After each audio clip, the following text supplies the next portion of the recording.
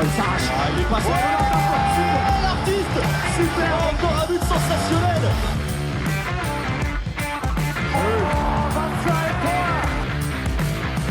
That's a brilliant bit of follow-up play by Mahe. Oh my goodness me, what a shot. Sagosen setter det hen! Han setter den! Vi er i semifinale igjen! Hello, everyone. Welcome to our final podcast of the World Championship. Norway have taken gold again, their fifth world title. They were finally tested, we might say, in a proper way. The game that I think we all expected a lot from, delivered in some senses, in other ways, maybe not quite. We're going to delve into that with a jam-packed panel today. Alex Kulesh there, as usual, bright and early in Boston for him. But also joining us is Danijela Vekic. Danijela, how are you? Well, I'm fine. A little bit tired after those intense World Championship days, but very good. I'm glad to be here with you. And joining us as well, Marcio Menino from sunny Portugal, it seems. How are you, Marcio? Good morning, everybody. I'm doing fine. Not so sunny today, but it's still a good day up ahead. All right, so we got a full panel to go through our final game of the championship. Norway beating Germany 23-20, and then we'll go through, of course, our traditional post-championship alternative awards. Alex, kick us off here on Norway versus Germany. Norway were tested, but Norway prevailed as always. And for countless times, it was Katrine Lunde's tournament. And for the last time, it was Katrine Lunde's tournament. And with that ends the reign of Norway. That's my big prediction. Okay. That's my big prediction. But I think that is that was the story of the day, actually. The Norway came out on top. Germany were put up an incredible fight. Defensively, Germany were incredible. We can dive into that. Norway struggled at times, but in the end, the one consistent piece between the two halves was Katrine Lunde. She had 14 saves, 45 years old, an incredible career, topped off with an Olympic gold last year and a World Championship gold. And she sailed it off into the sunset. She cried during the national anthem as she lifted, not before the game, she was focused as ever, but as the national anthem played to announce Norway as the winners, that's where tears came. And it's an incredible career, an incredible win for Norway, but they did have to work for it. They really finally got a game. And at the end, Henny was being interviewed after the game.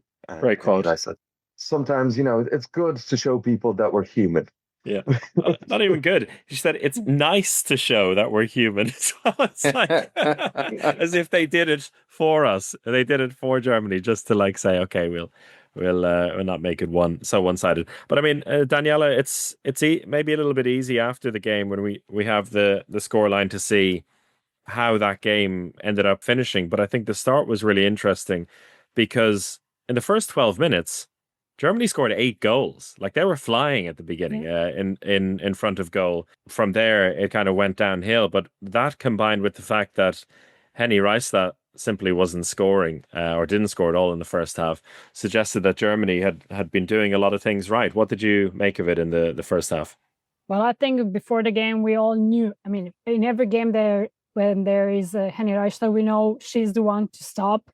And I think that Germany was really having a good start. They had really, I think they're still were feeling that home World Championship. They were, boasting in good energy. And when they entered the game right in the first few minutes, I think that gave them an additional energy because they thought okay, we have it.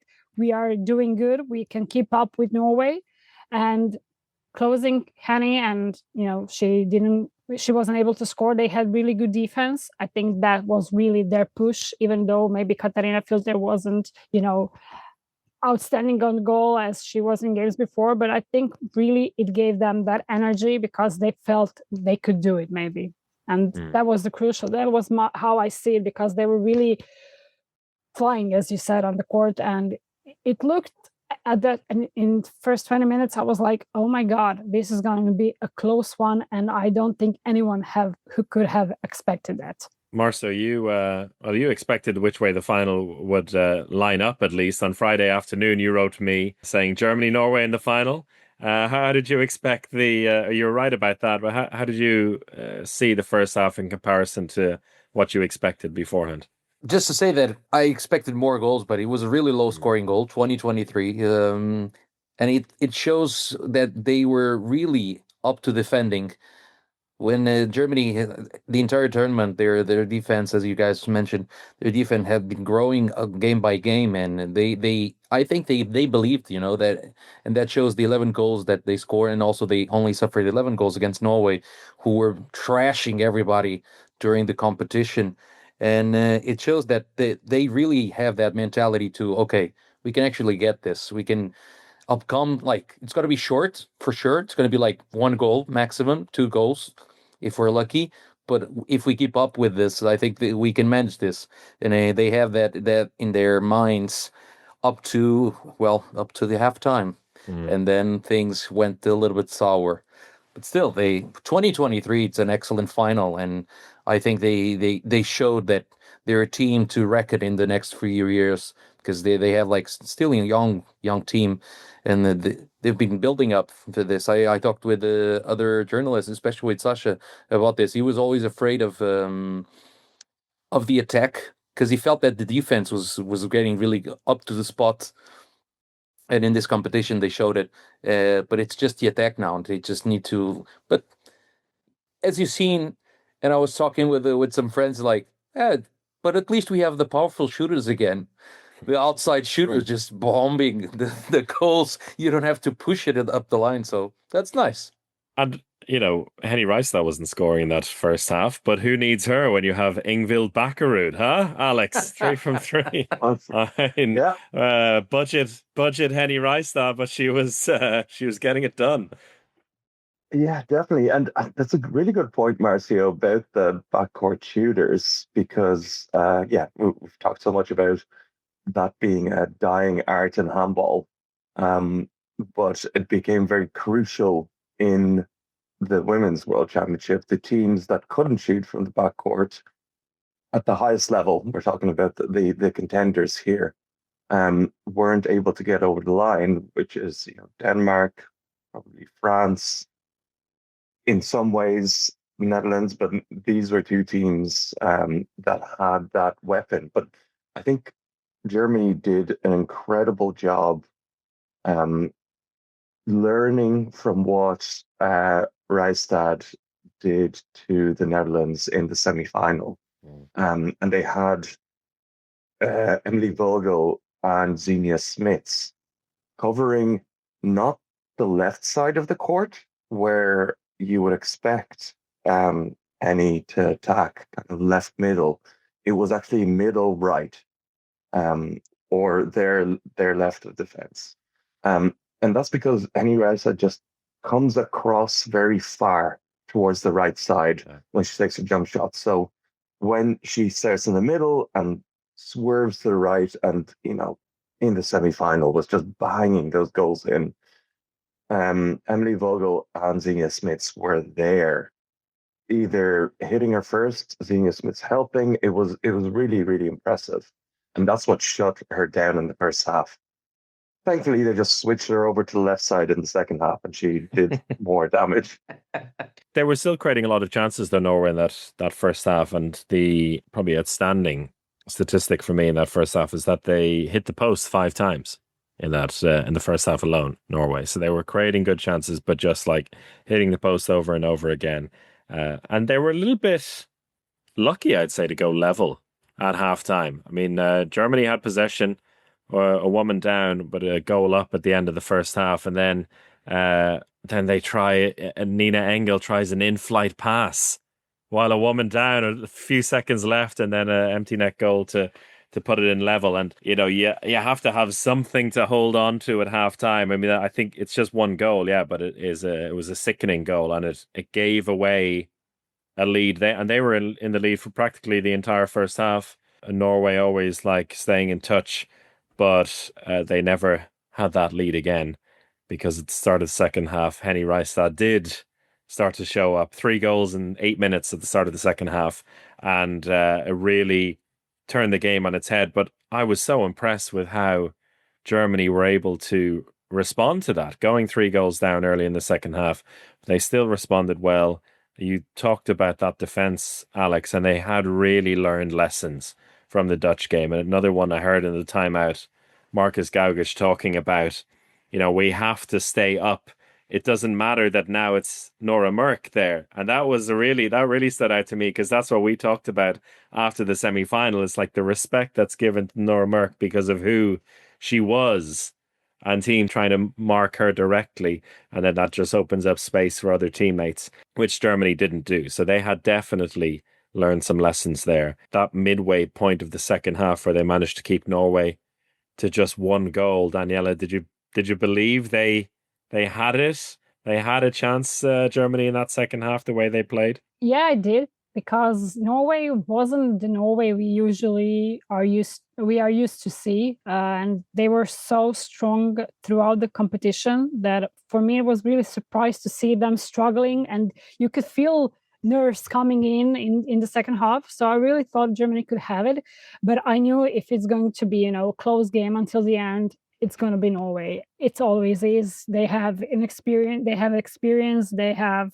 Katrine Lunde on the goal, who once again showed why she's the GOAT. And, if you're going into the final stretch tied, you need to have a lot of luck on your side. But still, despite coming second, winning silver, it's still a huge success for Germany. I don't think they are sad a bit. I even heard their interview after the game, and they said, we won silver. We didn't lose gold. We won silver. And I think that's what's the perfect explanation of the final. Is there anything they could have done better, though? Is there anything they could have done to win the gold? Does anyone think, Marcio, Danijela? I don't know. It's like Daniel says, and it's true. Mourinho said it before, and we said it already in the podcast. It's handball heritage. When you have a team with Nora Mork, Eine Rijstad, and Katrine Lunde that won everything already, when it's the tough moment, the toughest moment in the game, the last minute, they always step up. They will always step up because they've been through it so many times, and they won so many times, that they have the experience, they have the mentality, and they have the strength to overcome any pressure that comes to it. Even with a 10,000 arena screaming against them, they will be like, yeah, sure, just another day at the park.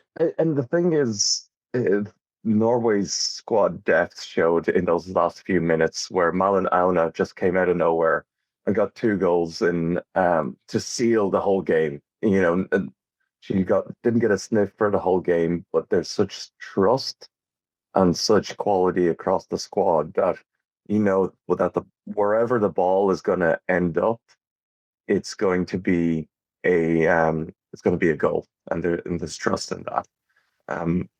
So we all sound defeated here. That's But it's funny that you said it. What playing Norway is like, because we're all going in with this loser's mentality, hoping for the underdog, and we're already down. Yeah, but it's funny that you said that about the shot efficiency of the wingers, because I was checking the stats, and it's like Germany has 100% goals from the wing, and Norway has 57. But still, like you said, they put the ball to Malin. That is, they go yeah, go, just go. We know we haven't been strong on the wing, but still, we believe you. Just go. And she went. The depth as well she's not what we would call a player that is in the wider squad. She's very much a crucial player, but Thala Dela as well, with some massive goals. And, Vilde Ingstad scoring the last goal of the game. She was playing such a big role defensively, but, the fact that they can put the ball in anyone's hands at the end, really, that showed the contrast to the German team, who, in the last 10 minutes, it was just Alina Greisels had the ball in her hands, and it was working really well. She's scored 3 goals in basically the last quarter of the game, and she kept scoring until she didn't score. 2 misses in the end. They were within a goal on 55 minutes after Kathy Filter made a save from a penalty against Merck. And it's like, what more do you want then at that point? You've made a penalty save, 5 minutes to go, 1 goal down. Everything is going in your way.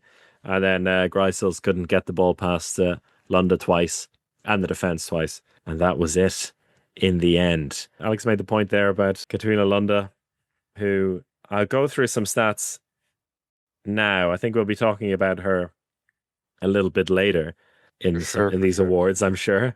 23 years with the national team, 388 games, 7 European golds, 3 Olympic golds, 3 world golds, 2 Euro silvers, 3 world silvers, 2 Olympic bronzes, 1 world championship bronze. She has been there for all 5 of Norway's world championship wins. And at the age of 45, a 41% save rate. There was no player of the match in the final, but she would have been player of the match in the final on 14 saves, and 48% for the whole championship. And I know she padded it a little bit, with like the 63% games against Korea and stuff like that, but still, to keep with her defense, to keep a team down to 20 goals in a world final is ridiculous. And it's astonishing. Do you agree with Alex that Norway won't be the same? I mean, they won't be the same without her, but will it be such a dramatic drop off without her?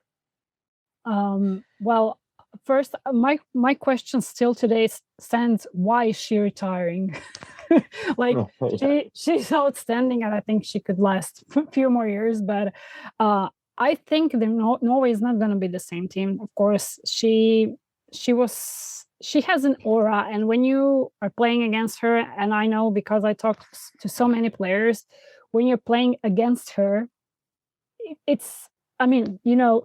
have a respect towards her, and when you need to score against her, especially if she already saves, it's hard, but I don't think, they have good goalkeepers also coming in, and I think there's still going to be a strong team that's going to be competing for medals. But of course, I think they're going to feel missing Lunde on the court.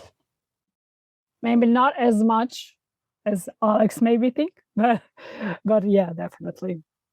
I agree. I don't think you don't have that thing of going up against Norway and against Lunde, like Danijela was saying, like going against the wall.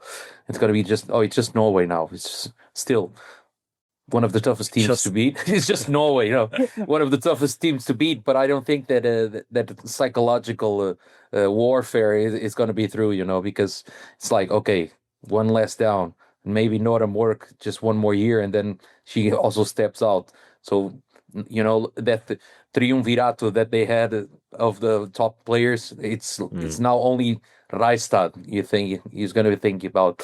So, I kind of think that it's not going to be gold all the time. Maybe a bronze medal now and then, a silver medal now and then, but not entirely gold. Which is probably good for the sport as well. But it was only a year. It was only a year and a half ago that they had lost a group of players after the Olympics, and we talked about whether they'd be the same team. Yet they won gold in December. We were really down on them at the Euro last, and they really shoved it in our face.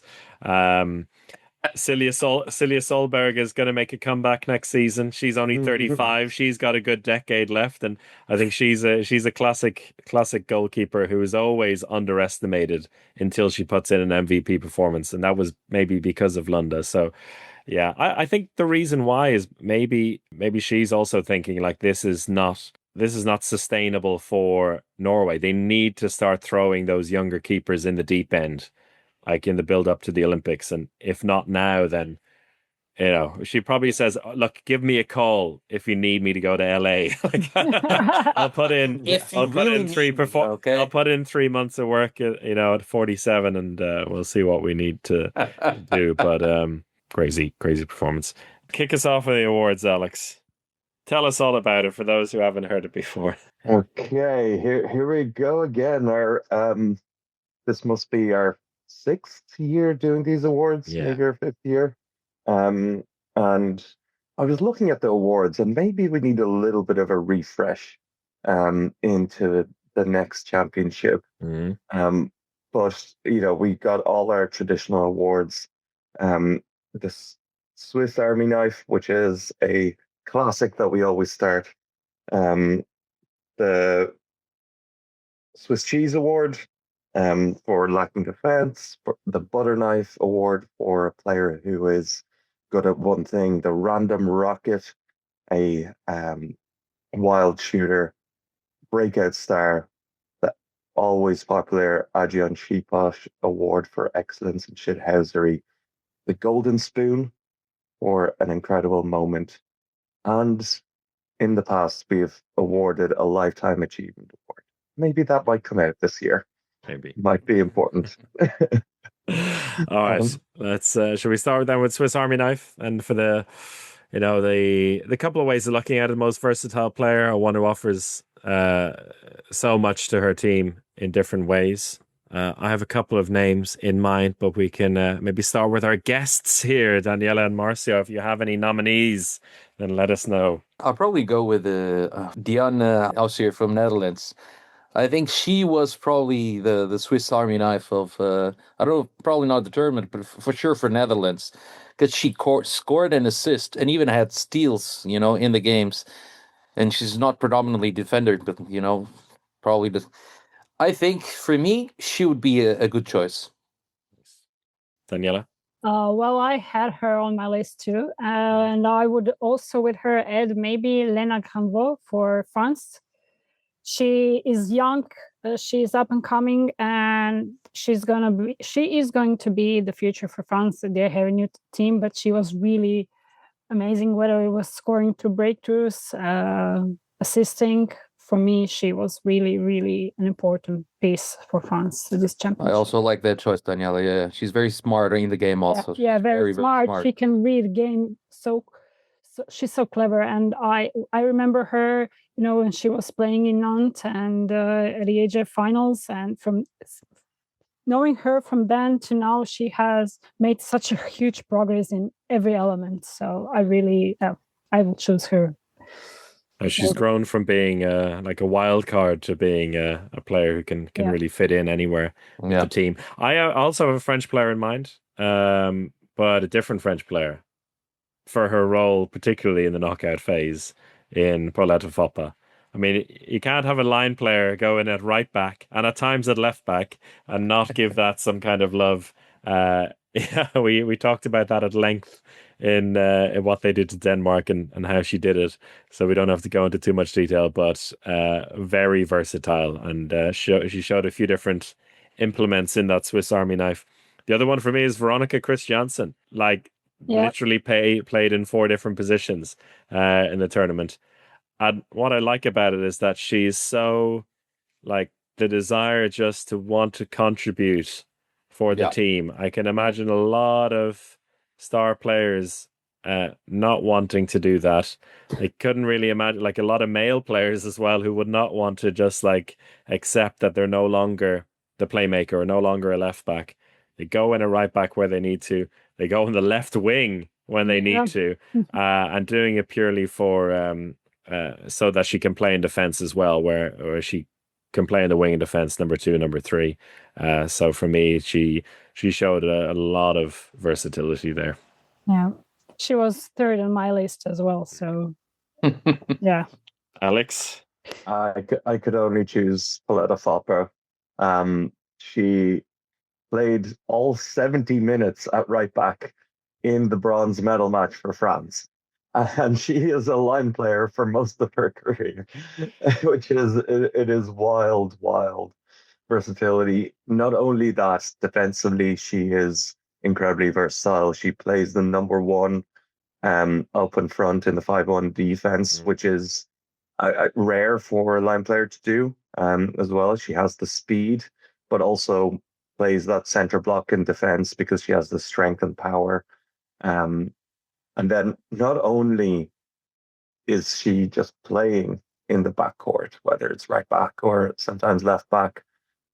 She was also taking jump shots and breaking through, and that is the wild part. There was I think it was the semi-final actually that they lost. She took an early jump shot against Germany that surprised absolutely everyone on the court, and it was reminiscent of a goal that in a game that we played together, Chris, one of our very first games. I was probably about 15 and I was playing the Ireland under 18 um, goal championship game. I was playing left back, younger than a lot of people in that team. And what happened was when I got the ball, I kept passing it on. So wasn't doing much. And the whole defense and even the goalkeeper would just turn the other way, ready for the other side of the court, where you were on, actually, Chris. Yeah. And I took one of those moments and took a jump shot and scored into the top corner while everyone was looking the other way. And that's what happened with Paletta Papa.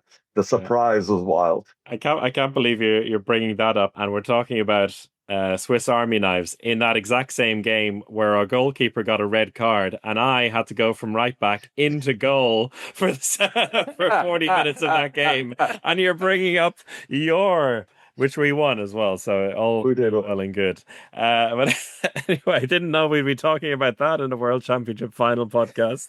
But there you go. The talent was there. The talent was there. Yeah, I think Pauletta Foppa, for the extraordinary change of someone who is a line player to do that role so well. Also, the defensively, basically, she's just replaced Estelle and Ziminko. It's like they don't have her, so she's like, I can do that. That's fine.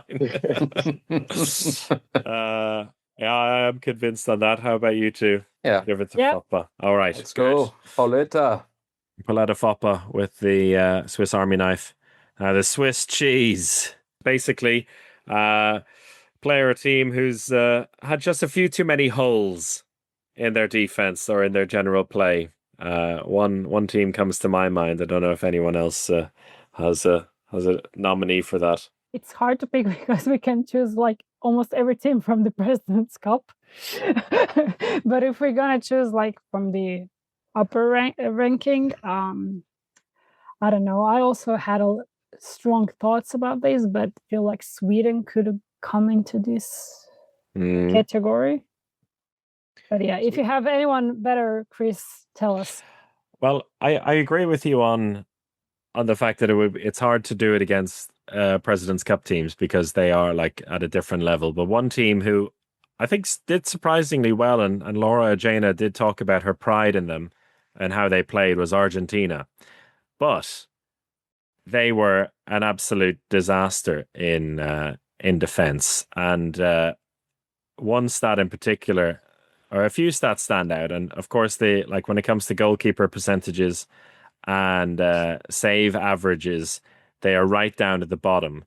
They have the lowest save average in the whole tournament with 8.6 per game. Jesus. But one which really says a lot about the defense is shot attempts allowed. So this is for team, how many you give away. Yeah. And Argentina are at are third place on that one. The two teams that are number 1 and 2 are the finalists, Germany and Norway, which is fair enough. They've gotten to a certain stage of the tournament, more games, but Argentina third on that list, despite all of that. So I think for a team that were doing so well attackingly, they gave away an awful lot.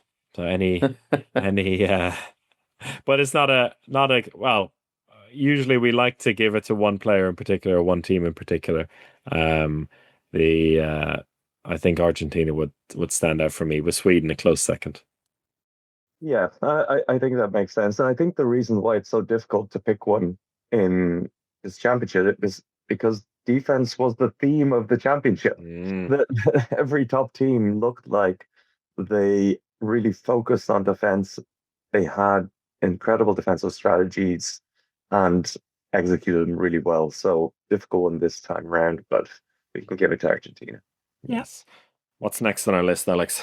next on the list, we have the Random Rocket as the next one for me. So Random Rocket is a bit of a strange award. It's hard to define, but usually it does come from a big shot or a big moment from a player you don't expect in various games, and someone who's kind of does that over and over again. They're a little bit quiet, and then bam, they create a big moment. So, any nomination for that, Marcio? I see you moving in your chair. Getting excited. I would probably go for someone that played the President's Cup, because there's always someone from I don't want to say lower division, but it's not a lower division, but from the teams that are not so strong. Usually there's always one. We had a few years ago in the men's. You remember we have the Shaquille O'Neal of handball. He was not the Random Rocket, but he was the superstar of the tournament for sure. I have a name for you then from that category. The second highest scorer of the whole tournament, who was for a while looked like was going to get the top score until Henny Rice snatched it ahead of her. Danijela, do you want to tell us about Lorena Tellez? Nana from Cuba, yeah. She was so close to getting top scorer award. I think that whole Cuba went silent when Henny scored at fifth. She scored 50 goals, I think. No, she 54, for Henny, and Lorena was at 50, so 54. She was, I mean, 13 came only from the 7-meter, so I think that speaks enough for her. And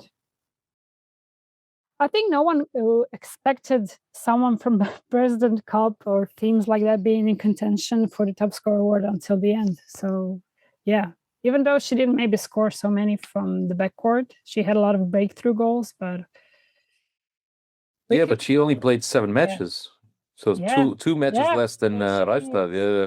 For me, I had actually kind of maybe 2 Danish players potentially. My full pick is I think Helena Elver, because I think she kind of embodies the Random Rocket award, because she's mostly breakthrough. She plays one-on-one all the time, but once in a while, and quite literally 4 times in this tournament, she took a 9-meter shot, and all 4 times in the tournament, she scored that 9-meter shot. And they're always standing shots over the middle. So when she does decide to take a random 9-meter shot, it goes in, but she just doesn't choose to do it most of the time. So she's my Random Rocket. And I think I would maybe put Scalioni as a Random Rocket as well, because of her wild card status, I suppose, because she's still young.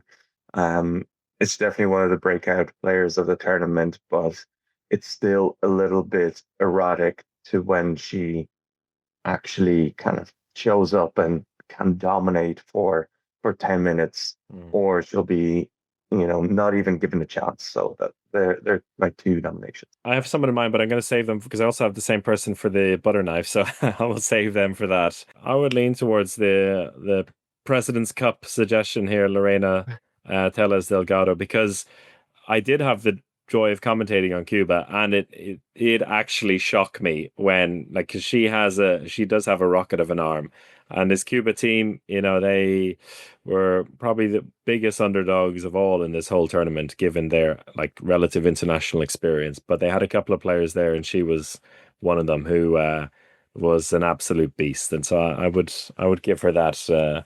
Random Rocket. She caught out a fair amount of defenses and goalkeepers with that arm, even in the group phase when I got to commentate on that. So let's give it to her. Let's give it to someone in the President's Cup. Probably the only one we can give to in these awards. The butter knife, then, as I hinted, the one I had in mind, because she does have a rocket of an arm, we talked about her already as well, is Ingvild Bakkerud. But she's a double-edged knife.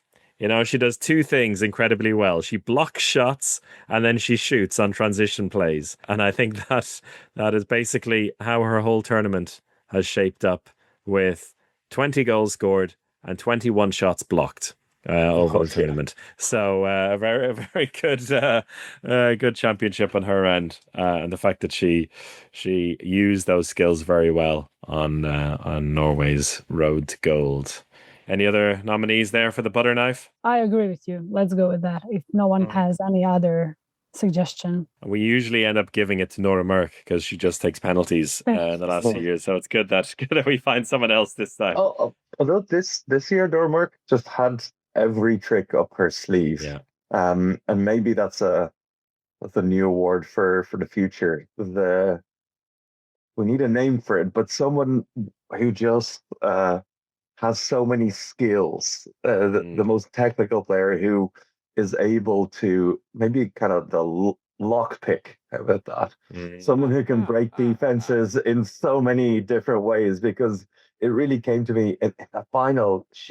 There was a crucial moment, end of the second half, and Normark went up for a shot and passed the ball in behind her back to the line player, and it was an incredible move. And you can tell the defenders to stay back and whatever, and not trust that she's going to do something. But even then, I think the defense did a good job, and she was able to find a piece of magic. So maybe all while being shoved in midair. I thought her knee was going to explode for the 11th time there, but thankfully she was okay after a little bit of a hobble.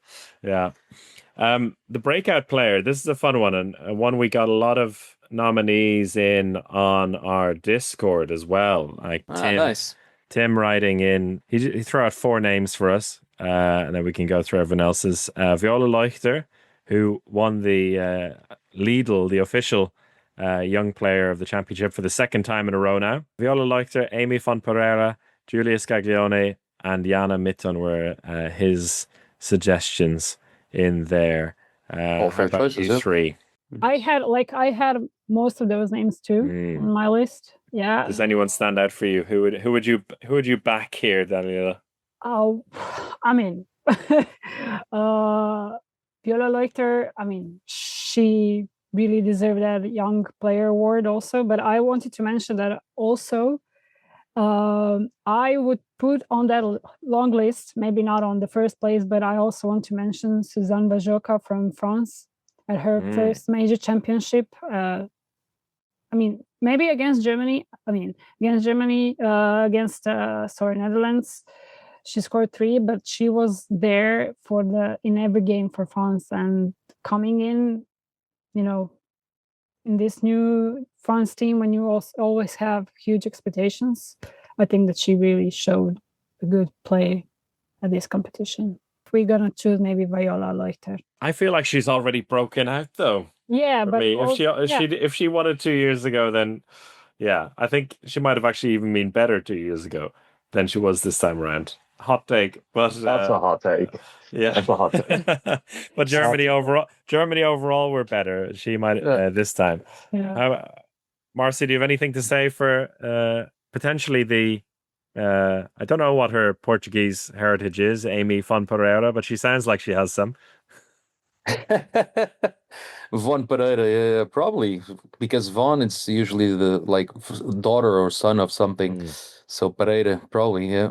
I don't think Viola is still 21 though. Yeah. It's kind of like she had the award at 19 and now she won again at 21. If we think about it, she still has 20 years of this. If we put it to Katrine Lunde perspective, 20 years of being a player. I wouldn't mind her, but I also wouldn't mind the pick from Danijela. I think a player that comes out of nowhere, still young, and shows up and is being called and still performs. Doesn't have to be the best young player, but still performs. Still does his job whenever he's called up. I think you can nominate him for sure for this award. I don't think that it has to be the best. Because sometimes it's like you said, sometimes this guy, he shows up at the World Championship, but he was probably in the European already doing I don't know, smashing 4, 5, 6 more goals. And so he already has this international capacity, So it's just another competition. But when it's like the first competition, he shows up and then he performs, then okay, yeah, we can go with that. How are you feeling, Alex? I would lean to Amy van Pereira. And I actually I had an eye on her before the championship. Probably was one of the few people that actually researched her before this championship to see how she would play. And that's because one of my friends in Copenhagen is friends with her and sent me a message being like, "Hey, my friend is playing for Germany." I was like, "Oh, I've never seen her before." So I did a little bit of research, and she has been an absolutely outstanding defender for Germany, for a German defense that has been incredible. So, yeah, Jan, talk to me about her. She goes to the same college as him in Copenhagen, plays in Copenhagen right now, and she was truly came out of nowhere.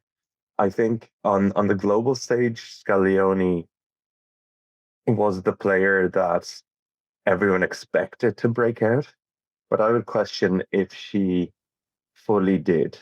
Like she definitely showed glimpses that she's ready to um be a star, but I don't think she truly broke out to a broader audience than the people who actually expected her to be good. So yeah, that's my nomination, I think. I mean, I think that's where it maybe comes down to Van Pereira and Vajoka. Yeah. Actually, I would probably lean towards her because again, she did come out of nowhere. She also had an incredible moment in the third place playoff at the very end, when the game was tied. She went 1-on-1, and the Dutch defense read her like a book and took an offensive foul. And with about 4 minutes left, the score tied, and it was like, oh no, this young player has just, you know, flew too close to the sun, has ruined all chances for France. Uh, I think Netherlands did score in that attack, and then she went up the other side, again took the ball on, went 1-on-1, and this time got the ball to the line player who Vekic, who scored and equalized, and it was just this moment of bravery that was really incredible. It was, to be knocked down like that in a really crucial moment and go up the next attack and find the solution was incredible. So I might switch my vote to Vajaka. She I had love an this. incredible tournament. 35 from 39 goals and shots, 90% shooting efficiency from the wing is astonishing. We talked a lot about Ansha Dull and her 88% scoring rate. She's scored a few more, but yeah, big tournament. But I would say, yeah, maybe Vajoka just ahead of Van Pereira because Van Pereira, I think, only had like 6 international appearances before. Like the two of them really came from nowhere. Whereas, Scaglione is being known as Denmark's next great hope, and Leuchter we knew about already 2 years ago. So in that sense, toss up between them. Let's check. Van Pereira did her first call to a national team in March this year. Yeah. So it's really out of nowhere. Well, not out of nowhere, but kind of like took her time to reach here. Yeah. We go Vajoka? Vajoka gets it. Yeah, Alex, you need to go and do some real work. Do you want to throw out your last nominees then before you leave us? What we're left with is just the Adrian Shiposh Award for shit. That's the best award ever. And Golden Spoon / Lifetime Achievement. Yeah, I think for the Shiposh Award, I had Ondono for France, the third line player, or the defensive line player, to balance out Buktik's offensive star. And maybe, God, did we just completely forget about Sarah Buktik? Because she's broken out. I don't think she's broken out at international level until now. She had an incredible tournament, but I think as a Shiposh, I had Ondona, who basically was there to be the bruiser in this team, to be the same way that Vekic battered the opposing defenses. Ondona was sent in to batter the opposing defenses, and she started a lot of games just because she added that defensive solidity. Um, I think she got a red card and a good few 2 minutes in the tournament, so she's my nomination. Um, Golden Spoon is an award where we recognize a amazing moment, but it doesn't have to be given out every time. And I think this year, the Golden Spoon isn't awarded because it wasn't a dramatic championship. There's so little drama. It was still a fun one, but it wasn't those. It's not going to be one to be fully remembered. But I will let you all speak about the Lifetime Achievement Award, which is very, very deserved at the end of this podcast, and leave you on that note. All right, thank you, Alex. Thank you, Alex. Go do your real life. So on the Adrian Shipos one, then one you're both very excited to contribute to. You heard Alex's take on it. How do you both feel? I have one actually. I have one, and it's Jovana Skrovic from Serbia. Jovovic. Well, it's the Because I went to check, right? I went to check, and it's amazing that in 6 matches she had 1 red card. Okay, so that's already good enough. But she spent in 6 matches 8 times 2-minute suspensions in the bench due to her performance in punishing offensive players. She spent more time probably in the bench than in playing match, which is says a lot. It says a lot, but it's always good, when you have someone that you can trust with your backs, Yeah. How about you, Danijela? You're Well, yeah, those two Jovanas, Skrovic and Jovovic, could be nominated because apart from 8 2-minute suspensions, and we had I think that we had total of 12 red cards at the whole competition. 4 came from Serbia, and 3 came from those two Jovanas. So yes, Jovovic and Skrovic have 3 red cards in total. Yeah, out of 12 at the whole competition. So but if you add the 9-minute suspensions that they have both together, that means at least 3 more red cards right there. Yeah. So 2 of them are a good take, I think. Yeah. Serbia. Yeah, the two Jovanas, then we'll give it to Inco. It's a double shot, double team. They did work as a double team, in the attack as well. They were basically 2 left backs who just took turns playing left back and centre back in the whole tournament. But I am okay with that. So the Jovanas, the Bash sisters, or the Smash sisters, if you want to call them, for that tournament. And then finally, the Golden Spoon or the Lifetime Achievement. I mean, as Alex said, it examples of it in the past have been, 2 years ago, it was Henny Rijstaff for her floating buzzer beaters semi-final goal against Denmark. Or if a player has a whole tournament that is so extraordinary. I think this ties into maybe where we're going to go with this with Katrine Lunde. She's probably close to having a Golden Spoon tournament in total. She's a player who doesn't need one single moment, though, right? To show she is the single moment. She is the moment. But I went to check the stats and IHF gives her 8 games played, but she didn't play the 8 games. She didn't play against Kazakhstan. She was not in the. They say she played 8, but she was not in the Kazakhstan list. Yeah. She was in the list for 8 of them. Yeah. There was another game that she didn't play. So she was in the bench, but she didn't play. Yeah. So if you take into account the number of matches actually played, so the minutes you played actually with the defense, her stats go way, way, way up. She goes up to more than 53% on save rate, which is a performance for a world championship. So Yeah, I wouldn't mind.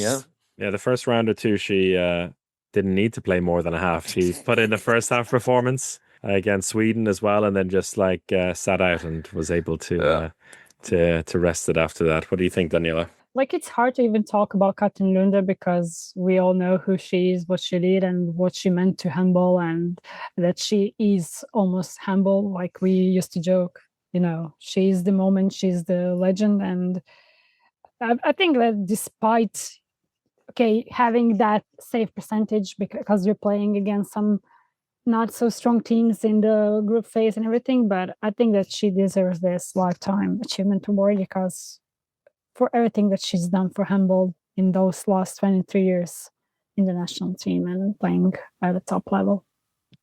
But the eternal golden spoon we will give to. Yeah, eternal.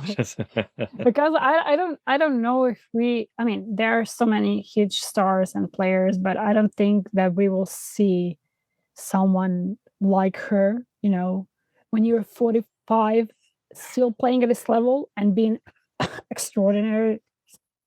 It's hard to see it happening again in the close future, I think.